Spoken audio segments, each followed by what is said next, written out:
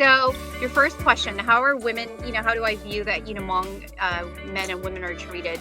Um, I mean, I mentioned this before, we started this conversation before we, got online for the rest of the audience. And, I really don't see that there's much of a difference. I mean, I'll be honest with you because, within, I won't say who, but within my close enough like family, I see this where I think a lot of things get swept under the rug. And yes, women, and I guess I'm going to answer this question not separated. Everything's. I think that everything ties in together, right? For families that are more Americanized, some have adopted the Western way, where they say, what, women have more power. You should treat your wife differently. You should treat your women, differently, your girls. And growing up, I experienced both. My parents were very traditional, and so.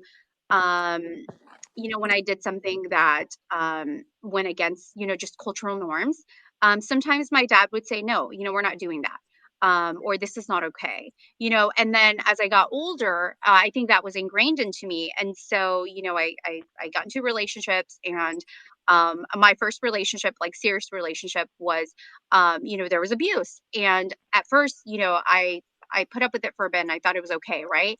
And then, over time, I did end up cheating in that relationship in high school. And I don't condone it. Okay. This is not saying, that I recommend it, but I can understand why, people cheat, because for me, it was like my way out.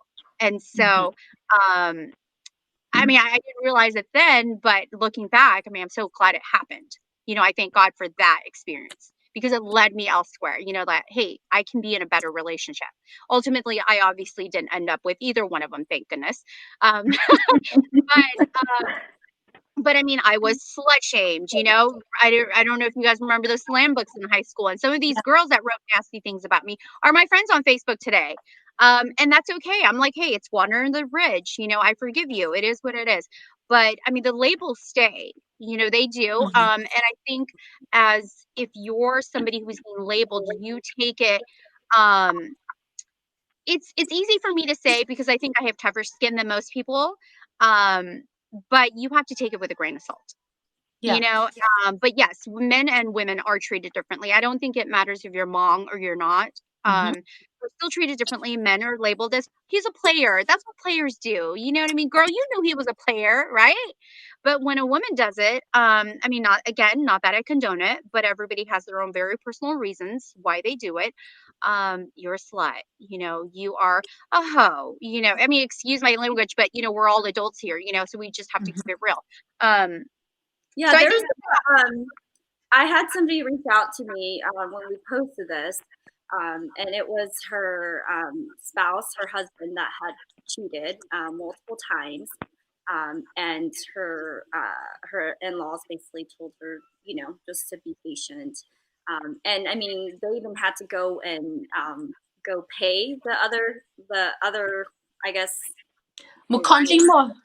Yes, yeah. Like, I just remember hearing that she also had to go, and I just felt like that's like the ultimate disrespect. Is like, not only does your husband cheat on you, but now you also have to go to their family, right? And just be right. like now we also have to pay you guys, and now I can, and I think there's just so much insecurities that come in that, but definitely I think that the words that are described for women, like, as hoes, and like just like you said, slut, like I mean, that's hard to like get rid of, right? And I think at the end of the day, our Hmong community is so small, and when you have that name with you, but I think it's so hard to like recreate yourself or try to be a better person from that. Well, and I do want to go ahead.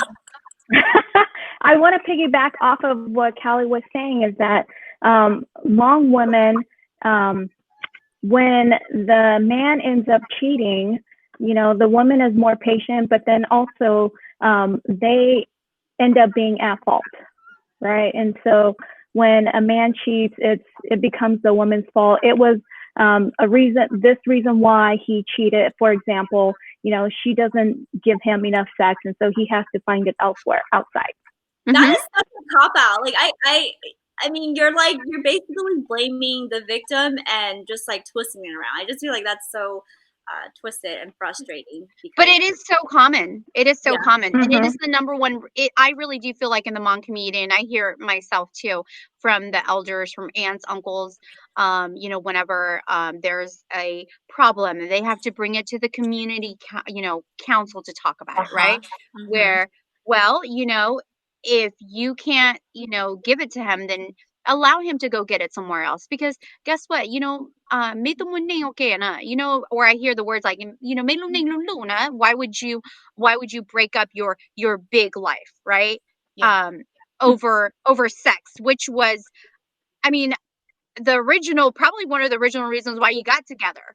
You know what I mean? Physical intimacy, I think, is a big part of that physical attraction, that initial physical attraction that, bonded you together anyway, right?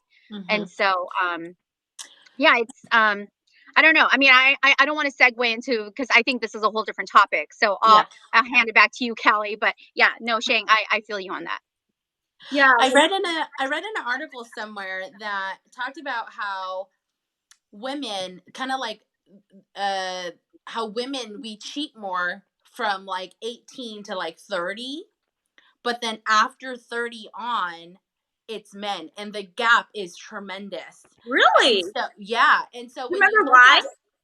I didn't read quite into that deep of it, but there's also another article that talked about, from Dr. Robert Weiss, that talked about the reasons why women cheat versus men. And I think we can all assume this ourselves without any type of statistics, right? Like knowing that men cheat for sexual pleasures and women cheat for emotional needs, right? And so I feel like that does have something to do with where that it kind of starts changing, where men starts going like this and women is coming down from that.